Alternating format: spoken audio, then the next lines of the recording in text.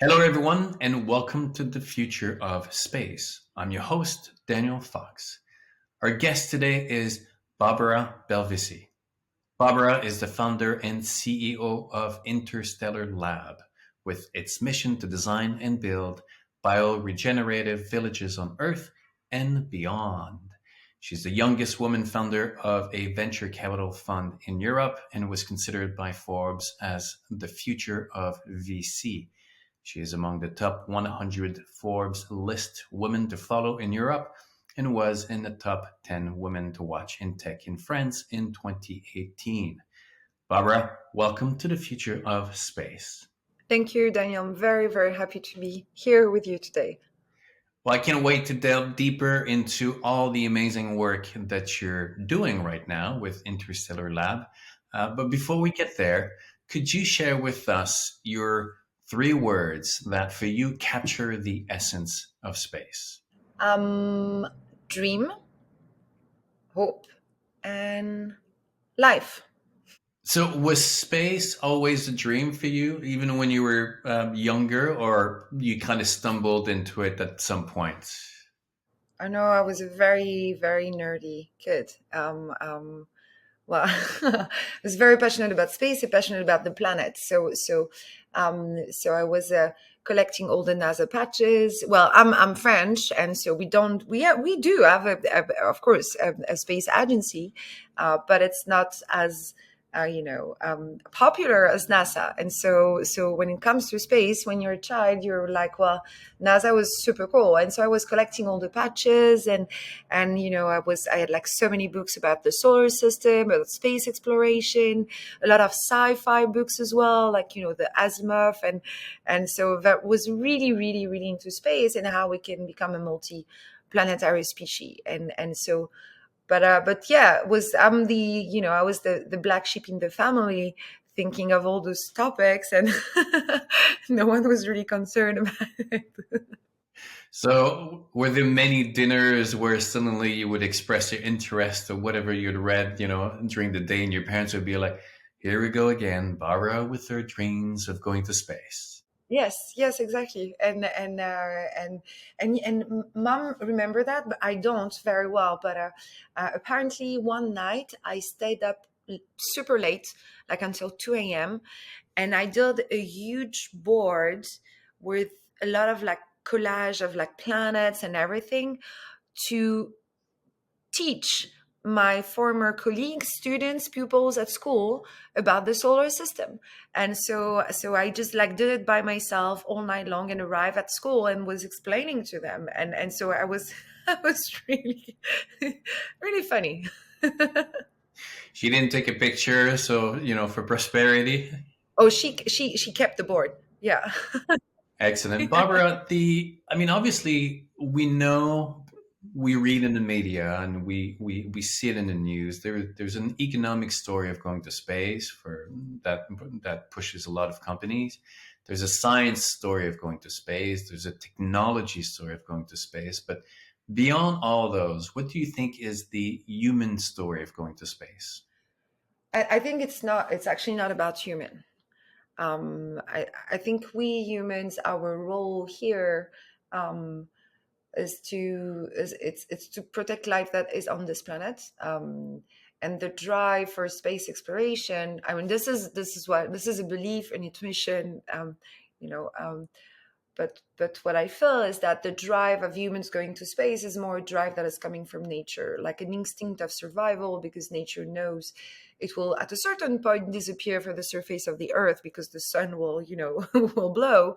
And so in this survival mode, humans, we're kind of a tool, and we're part of this grand, this much bigger scheme where our goal is really to develop the technology and the system so we can bring life out there.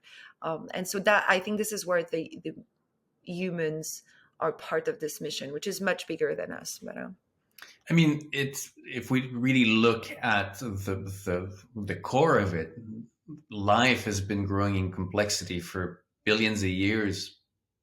Hopefully, with looking for that medium that would take it to the universe. I mean, one of the things that I always say: space is nature, the universe is nature. I don't believe that the fundamentals of life in the universe would be different than it is on Earth. Earth is part of the universe, and the reason why it is so large in scale is because it's working on numbers and scale. Like it needs to figure out all these little ingredients, the randomness of nature for some species to be able to go beyond the natural way. Let's put it this way. I mean, we are the first species that is able to do that, to give it to that, to that push. So why, on the planet, why would it increase in complexity to be limited to one planet where in a couple billion years it's going to be the end of it? It wants to continue and go, and that is what you're saying, right? Yes, exactly. Yes, exactly. Um, and it's kind of and I agree with you. Like, I mean, I don't think it's life, other form of life are fundamentally different from what we have here on this planet, in other parts of the our universe. Everything is, like, I think, is pretty much carbon based, and so if you go back to like the Big Bang and everything, you just um, but one thing that is true and fascinating to me is that if you look at our planet, we're kind of like we far in our galaxy, like we're in a very non-crowded place in our galaxy, and also our galaxy is located in a non-crowded place in the universe, and so we're kind of away from the center of the galactic action, I must say, and we're pretty new and young, and so I'm convinced there are other form of life and very advanced civilization, in our universe and somewhere else, that have already been traveling from one planet to another, probably from one system to another. Um, but there is something about here what we humans are trying to achieve in preparing for space travel. I think it's fundamental, but it's not in opposition to nature. It's as part of nature, exactly as you said it. And for me, there is a vision I really want to push, which is a future where we human travel with the life, um, with Earth life, with biological life. I think this is a future I really want to see, much more than one where we're traveling in space only with robots and very metallic, or pure AI robotic system. I want to push for a future that is a little bit more greener. Um, You mean that it's not Star Wars, where everything is just basically a container made of metals, and everything about nature has disappeared, and there's no complexity in the world, right? yes, exactly, exactly. It's really trying to push another vision of the future, one where the complexity and the beauty of nature is still, there, and has not disappear, for the sake of building more advanced technological tools, so we can simplify human life. I think it's that future if we end up like this. But well, it's just my opinion. Well, it's an opinion that has a great value, because I mean you're working on and we got to be talking about that with Interstellar. The idea of basically creating these pods that bring nature, that can seed nature in these places, so that when we go over there, there's already this. I mean, we're bringing pieces of Earth with us. Well, I mean, but before we go there, what would you say? Unfortunately, there's a great divide between the conservation environmental movement and the space movement. One sees space as part of the answers for the environmental and for conservation on Earth, and unfortunately, the conservation and environmental see space as at the expense of the planet. What would you say, trying to that in a way that we can bridge those narrative and do it together rather than separated? Space is a mirror for us so first to go there and to challenge ourselves on how we can, survive out there. So it brings up a lot of questions, like, and also engineering questions, like, simple things like, life support and how do you survive in space. And so you have to come up with very innovative technologies, and all those technologies have application on Earth. I mean, it's been said and said, many times, but I'm gonna say it again.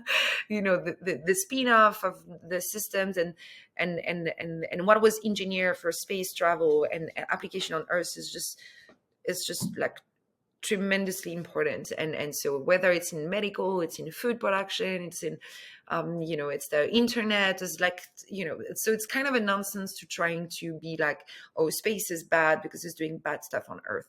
I mean, watching a movie on Netflix and using not not cleaning your Gmail inbox is costing a lot of carbon and a lot of pollution on this planet as well. So if you compare, I think, the figures and the impact of space exploration compared to other stuff on this planet, I don't think it's the first one to blame. Plus, second, the direct application of the technology on Earth, and is just like enormous. And another thing is also, if there was no space program, we will never know anything about the climate, not anything, but not that much about the climate of our planet. The only way we can monitor and understand what's going on out here, it's because we have, satellites, and we have like cameras and everything taking picture, and we can monitor our planet. And so I think this discussion, when it's still coming on the table, I'm like, well, okay, let's go back to some of the basics here, and like, and the reality, and the reality of what it is. And then I think it's the other part is really linked to, if you look at what happened in 1969, so everyone was like just watching them moon landing, and it was like it's space bring people together. So it has this unique power of, no matter which country, where you live, what you do, there is something that is making us all feel human and earthlings when we look at, an astronaut in the space station, or someone walking on the surface of the moon. And this power to reunite people is very important, and especially right now, because we have a lot of crisis, political crisis. I mean, I'm French. We just had like huge riots over the past few weeks. So, but so it's helping people get together, and realizing as well we are part of like one big spaceship, which is the planet Earth, um, and so yeah, and it's really needed, this like feeling of like belonging, and feeling that we belong all together to a submission, and space has the power to do that. So we can use space actually to gather people to do important things on this planet. And if you look at the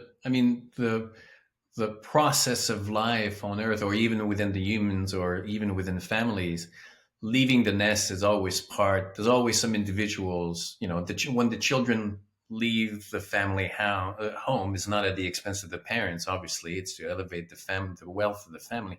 But even within siblings, you have one who's going to go to the big city, and one who's going to stay behind, and the one who goes to the big city becomes the black sheep because he has abandoned, the family. But if we go back a little bit bigger than this, when there was the great migration from Europe to North America, it was said back then that a lot of people abandoned, Europe when it needed the most. But the reality is that leaving Europe allowed some to start from scratch and create a new vision.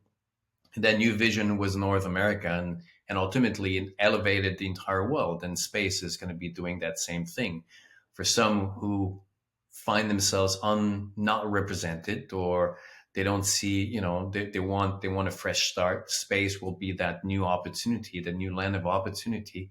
And we're going to space with the desire to do better than the previous systems. I mean, this is like, even kids, they don't want to repeat the same mistakes as their parents. when North America started, they didn't want to repeat the same mistakes that you had found in Europe, and it's going to be the same thing in space. So that this is the process of evolution, and in life, it's part of the process. It's a little bit harder for people to understand now because we're at the scale of a planet, but it's nothing different than everything that we've done or that how life works in the past. Um, Barbara, I'm kind of curious. So you grew up at with the interest of space, and you went into venture capitalists. Was it for you your business plan on how to connect your interest in space, and you saw venture capitalist as a tool for that, or what was exactly the process, the journey? Well, so it was not planned. I would have initially. I wanted to do engineering school and become an engineer. Um, but the thing is, during high school, I had like top of my class in mathematics, biology, um, philosophy, like all of that, and not chemistry, not physics. So I had the same teacher for 3 years. And I hated her, and she hated me as well. I think. I mean, I don't know. I don't like this word, but we didn't have a good relationship, and so I had like really bad grades in physics, so I could not qualify for an engineering school. And so that's how I went to business school. So it was not my first choice, but then that's what happened. And so, but this is a good thing because I study, finance and management and how to build companies, and I think it's this is what is needed right now in this new space area. Is it's not only about the engineering and how you find solutions.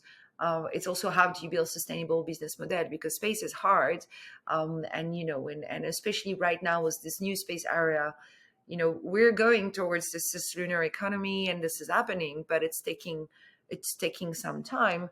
But at the same time, you need time to develop the system and the technology. So how do you manage this gap in time, funding, money, and and I think this is where my background in finance and in managing companies is actually helping us, because otherwise it's pretty hard to do a company that wants to build a greenhouse on the moon or Mars and have a sustainable business. If you don't think about very with the business and finance approach, it's hard to do. So did you go, when you said business school, did you go to the hautes études commerciales or? Tout à fait. Well, your French is really good. Yes, actually, I did go to the hautes études commerciales à Montréal in Okay. my high school. So, and for me, the when I was in high school, my grades were super high, but all my attention was really good in the class. But the second that I stepped out of the class, my mind was gone somewhere else. So gradually, by the time with university, my grades kept going down and down, and I ended up going in marketing. So tell us, so you got VC, you started that detour, even that teacher. Now you look back and brought value into your journey, and you created Interstellar.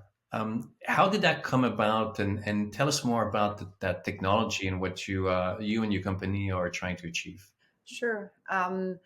So I was an investor investing in deep tech and hardware companies. The fund is called HCBC right now, is still there, up and running. And I was based between San Francisco and Paris. So I left in 2017 for like different like disagreements with my co-founder. And also because the companies we're financing were not really providing solution, to make the world a better place. We're financing a lot of gadgets and all of that. So I left, and then I started working on food production system, but for Earth. So initially I was thinking that, one of the biggest challenge we have on this planet is agriculture. It uses too much water. It's, destroying the soil. It's responsible for a lot of the diversity loss. And so I was thinking of closed loop system to grow plants on Earth. And when I was doing this work and training myself, it was at the same time that SpaceX proved they can reuse the boosters. And so the dream of, living on other planet, I was, I drew some greenhouses when I was a kid, and so this, like, on other planets. So this dream kicked back, and then I was like, well, Earth, space, I'm struggling. Space exploration. If we want to become a self-sustaining civilization, we will need food production system. But at the same time, there is like, this is really important that we do things here on Earth. So I was really struggling. And then on the advice of my sister told me, like, what if you can do, one stone, two birds? And so this is how I started thinking on the application of space technology on Earth when it comes to food production, and vice versa. And so I had no training, not an engineer. So reach out to a friend whose name is Adeo Resi. He's a good friend of Elon Musk. And I sent him a very, I think it's cute message. I was like, okay, dude, bro, I have two options. One option is I start a new company, but I will need some help because I need to, get trained and be able to talk to engineers and to recruit people. Second option, you introduce me to Elon Musk and I pitch him and I can build a department within SpaceX. Well, option one. I'm kidding. I'm a big fan of SpaceX and what they're doing. But so option one, and so I arrived back in California, got connected to many people at NASA, at SpaceX, and a lot of support towards the journey and what I want to build, and I spent a lot of time at Space Portal. So Space Portal at NASA Ames Center, Bruce Pittman, Dan Rasky, Lynn Harper, they were the ones who got me, on track to study a life support system. And that's how everything started. So I gained enough knowledge and confidence to start the company in September 2018. And so I did in LA. And that was, that was the first, that's how everything started there. What was one of the most unexpected discoveries for you in the process of learning about these closed loop systems? It was something that, I mean, obviously you went in, you didn't have all that the knowledge. That didn't stop you. You kept going. In fact, you figured out how to get all these elements that were missing in your vision to get there. What was one of the most unexpected discoveries along the way? Um, so the first year, so September, so 2019 was really working and trying to, propose a new design for a station on the moon, and a station point on the moon and then Mars, but like a new conceptual design, how you can deploy very quickly and scale for a construction of a whole city. And then when deep diving on the space station and how the life support system is working, where I had no idea it required so much human maintenance, and that this aluminum can that is touring around the Earth is not in a really good shape. And that was the first thing I really discovered and understood, in 2019, is that there is a need to really work on automation of life support system. And life support system are key to future of space exploration. And so, in the way it's the yeah, I mean, there's a whole book, or like, how to call that, but like a document that NASA put together, where they are themselves, going through the issues of life support system in the space station.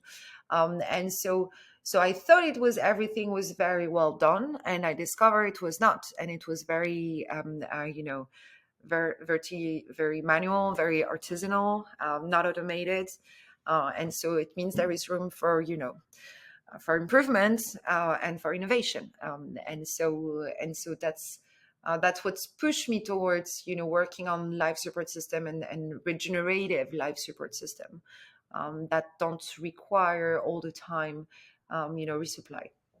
So the segue to that is what you're working on, the pod right now. That is, it's gone from a proof of concept to, like, now you're getting orders from different companies. So what is the product? What is that pod? Is it something that is parallel to? This is not something that humans will live in, or you sent it before and then it prepares the arrival. So tell us more. What is it and how it works? Sure. So 2019 we started with the first proposal for a vision of a station, which was called eBios, which stands for Experimental Bioregenerative Station. The station was composed of different modules, inflatable modules. All of them, each of them is a controlled environment, autonomous controlled environment. So it means it will recreate the climate you need depending on the activity you have inside the module. And so the most complicated module that requires the much more, temperature range and like work on the atmospheric and everything is the food production module, because you increase the level of CO2 to accelerate the production of the plants. You can play with like temperature between 5 to like 35 degrees Celsius. So you need like uniformity of the humidity and all of that. So I was like, okay, let's pick the most complicated one and let's work on it. And also it happens to be the one where there is the most terrestrial application on food production and greenhouse which what I was, I started initially with. And so we started working on the greenhouse, and from a conceptual design for a lunar station, we design a product we can sell on Earth. And so it's called the BioPod.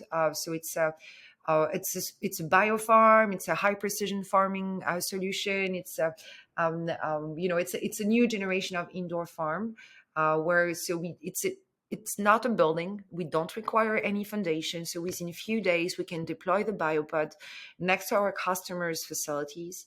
The BioPod is pretty big. It's much bigger than what people think when you see it. It sits on feet, and then the shell inside which you have all the hydraulic and atmospheric system, like is starting above my head. So in terms of size, so to give an order of magnitude, it's 11 meter long, 6 meter wide, and 5 meter high.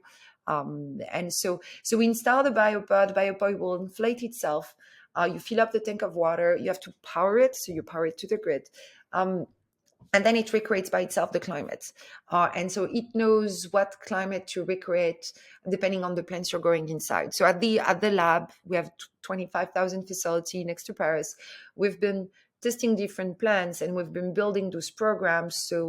And we feed the BioPod with those programs. So BioPod has a catalog of plants, and when it's growing this, it's playing this program and it's adapting by itself depending on the real-time data it's getting from the sensors.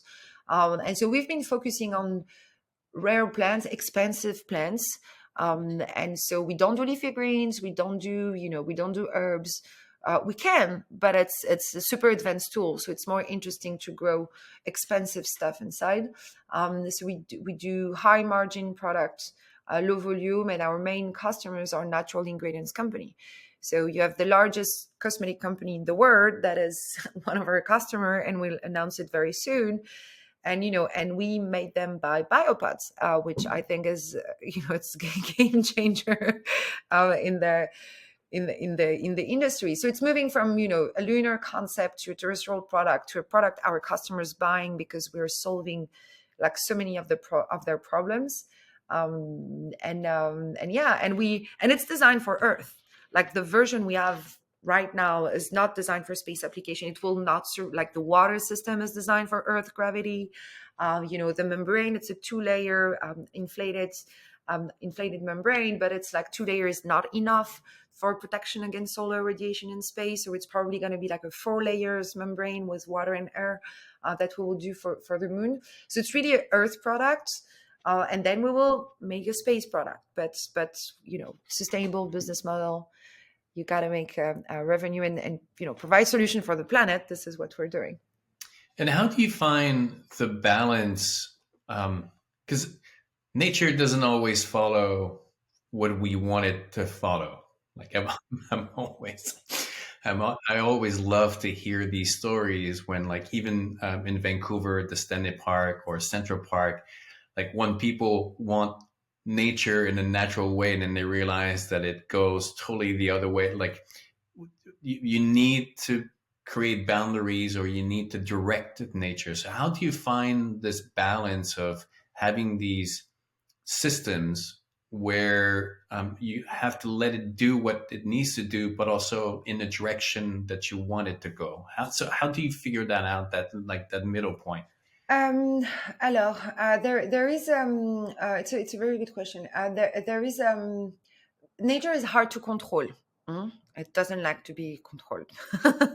So the best thing you can do is to try to understand and to provide what's what it needs, so you can get to a common ground. Let's say to a common direction. And so in our case, first we start by studying the plants and working on the sourcing, like the seeds or the cuttings, and where we are buying them, how we get them. You need stability in the plants that you're using, because otherwise you can develop what is called a recipe. But if the vegetal material is not stable enough, the recipe you learn is not going to work on the next plant. So the sourcing, the seeds, all this part is like really, really key. Then studying the plants and figuring out what it needs. So come up with this recipe combining temperature, atmosphere, watering, nutrient solution, and knowing that this is the minimum viable recipe that the plant will need to survive. So when you have that, then you can recreate a climate and conditions for the plants to grow. And then it's a lot of iteration. So it means you do experiments. So we have science programs at Interstellar where for different plants we test the impact of several conditions and how the plant's reacting. So we work with laboratories and we send the plants after to do the metabolite composition analysis, and also we pushing towards a bit of like epigenetics because the environmental condition is actually affecting the DNA of the plant, and so it's a lot of like trial and test, but the key thing is to have an approach where you go and you find this minimum recipe, viable recipe for the plant, and then you'll find amazing things along the way as well. Are you working with? I was reading about these companies that are genetically engineering these plants to produce more with the carbon, or I mean, obviously, what we've been doing with agriculture, which is we manipulate the something. I mean, strawberries, tomatoes, they're so far away from what they were in the wild. So now that you're building these systems, are you also working with these companies to kind of design plants and organisms that can fit and really be productive in those systems that you design? Not right now, but it's in our pipeline. Yeah. Right now, we use existing plants, so we sort them from different providers, for cosmetic, pharmaceutical application, also reforestation. We're going to announce very soon a partnership with a company that is working on reforestation. And so we use the BioPod as a nursery. Like we have super optimized conditions, so the plant will grow super healthy before you can put it in the field. And so, but next, yeah, but bioengineered plant is in our yes list. And how much, like at the moment, because ultimately in the future, when it goes to space, a lot of these, a lot of the process of the pod will be automated. And but right now, when it's on Earth, how much involvement of the humans are needed to make it happen, or a lot of it is already automated, and you don't have to touch it for 2 3 months. So the seedling, the pruning, and the harvest is not automated. So you have still human intervention. We haven't put any robotic arms inside. It's everything regarding, the human doesn't even have to go through the program. Like the biopod is just doing it itself. So you don't program anything. So there is a little bit of intervention, but it's really minimum. Optimizing human time and crew time was always at the core of the design. It's like, and then it's trade off because it's like crew time, even on Earth, it's crew time with power consumption. So, well, maybe I get human to do a little bit of the task instead of replacing everything by this, because then, you have trade offs you need to make. That's why we didn't pick the robotization at first. Our second product, we actually have a product which is called Nucleus, that we built for NASA Deep Space Food Challenge. And so the requirements were crew of 4 astronauts, 2 years mission, fulfill nutritional gaps. And so NASA has identified that for long-term manned mission, pre-packaged food will not cover all the nutritional needs of astronauts. And so they were looking for a solution for that. And so that's how they came up for the with the Methuselah Foundation and there's a Canadian Space Agency for the Deep Space Food Challenge competition. So we won phase 1, phase 2. We're waiting for the results for phase 3 now. And so we have a prototype of, it's different than a BioPod. It's actually, the form factor is completely different. It's 9 cubes. Each cube is a controlled environment. We grow different things inside, but it's the same concept. You see, it's a controlled environment within a structure and fully automated. And so in this one, we're growing insects, mushroom, vegetable, microgreens. And same, crew time was very important for us. And so it's actually an adaptation of our software that we are using for the space for this NASA product. And crew time for astronauts is about like 4 hours a week with our system currently designed.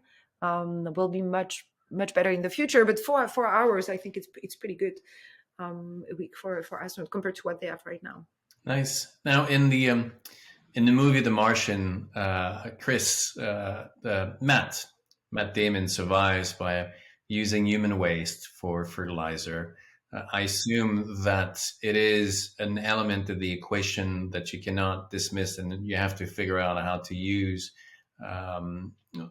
for these for these modules in space. But are you also looking at them while on Earth, or where is it right now in the equation at Interstellar?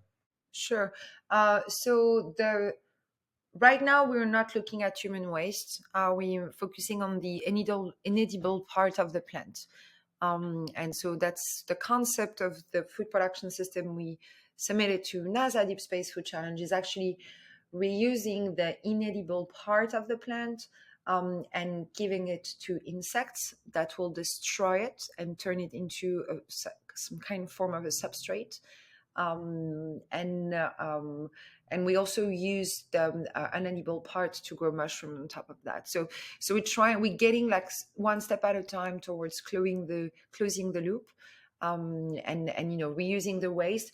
We're not integrating human waste right now because it's a little bit tricky with the safety and pathogens and all of that. But we will also in the future. When it comes to Earth, it's mostly same. It's reusing the inedible part, and how we can recycle that. Yeah, as soon as you get to space, the incentives are different, right? I mean, on Earth, it's not really an issue. We can discard the human waste because we're surrounded by resources, and it's easier to kind of discard them than to really look into using them. But when you get to space, you can't afford, this is the resources that you have to figure out how to reuse. I mean, this is one of the things that I've always said. There's going to be a revolution in recycling, in reusing material, because when you go to space, that atom of transformed carbon is so precious that you have to figure out a way to just, make it, reuse it, and never to leave it. The idea of opening your side gate of Starship and just throwing the garbage away would be the most ridiculous thing, because this is gold. I mean, this is transformed carbon that is necessary for everything. So the incentives in space are 1,000 times bigger to be efficient and to create that closed loop system compared to on Earth. Barbara, obviously you're at the beginning of a long career, but already there's a lot of things that you've done that gives you a certain wisdom. And for anyone, whether they're in their mid-career or they're at the beginning of their career, what would be your 3 words of wisdom? Well, dream. You see, I like the dream a lot. Dream, hope, and action. And a lot of it is because I think you're really like an example of that. Is don't let the what you don't know be a stopping factor for not wanting to do what you want to do, because so much of what you've done is actually kind of go in places that you didn't know, but your passion was behind it. But then you trusted yourself in figuring out how to move forward. Is that right? Yeah, exactly. Exactly. And I think it's, it's like be committed to your dream. You can do it. If you've seen it in your head, this it means it can happen. It's doable. But you have to be very, it's a lot of work. And so it comes also with being honest with yourself, and not to be afraid of, stepping out of your comfort zone and just going there, but be has to be, a lot of humility, and it's a lot of work, and it's really the do, like it's very important to make things, not only being like this romantic fantasy, but actually to be part of the one that are making, because when you make, you know what's wrong, and then you iterate, and then you make innovation happen. So yeah.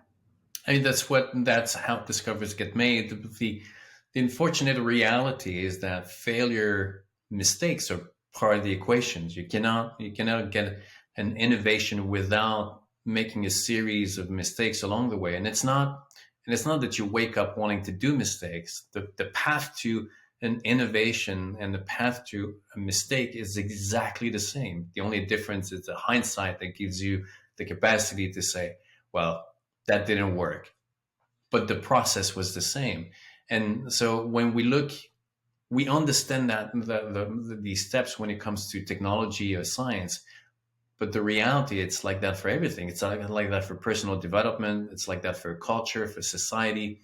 We're constantly having to move forward, and life is messy by design because you're always kind of moving forward, not knowing exactly what works or what doesn't work. And sometimes what worked for one person doesn't work for the other. Two teams will do exactly the same thing, and for some reason one will be successful and then the other one will fail. So having to negotiate life like this is messy. That's what nature is. Laura, this is fascinating. I mean, it's I know that your company has been getting a lot of attraction, so extremely fortunate to have you today on the Future of Space. There's going to be even more stuff coming soon. We're looking forward to for the press release that's going to come soon. We'll get all the links in the description and the comment if people want to reach you. I mean, you're pretty easy. They can contact you on LinkedIn, correct? Yeah. People can contact me on LinkedIn. I reply. I admire resilience and persistence. So if I don't reply the first time, don't hesitate to send another message. I do my best to reply as fast as I can. Just one more thing before we end this conversation. You were born in France. You've spent a lot of time in the US. There's obviously pros and cons from both countries. France, for a long time, was recognized to be kind of sluggish in the entrepreneur sector. Um, is it changing? Is it like Europe kind of catching up a little bit more to the American concept of entrepreneurs? Yes, it's changing, and it's and there are a lot of very talented entrepreneurs in Europe. The reality is that the hiring and the management of the company is really hard in Europe. It's really hard, and so honestly, very often say, if you can make it in Europe, well, you can make it in America. um, but I'm glad I have both. The truth is, I'm in California right now, and it feels like really home and surrounded by the people who are actually, very active in making this vision of the future happen, whether it's in space or on Earth. And bridging with Europe, and bringing Europe need the nothing is impossible attitude that Americans have, but we don't have that in Europe. So I think I'm more American in this sense than European. Listen, I agree with you. I'm Canadian and I've lived most of my life in the US precisely because of that. So So yes, I agree. Barbara, it was a pleasure to have you today. I'm looking forward. We've our path have crossed several times. I'm looking for the next time, and we'll share a glass of wine at that moment. We will, as All francophiles. right. Good luck. Yes, absolutely. Good luck, Barbara. Thank you, Daniel.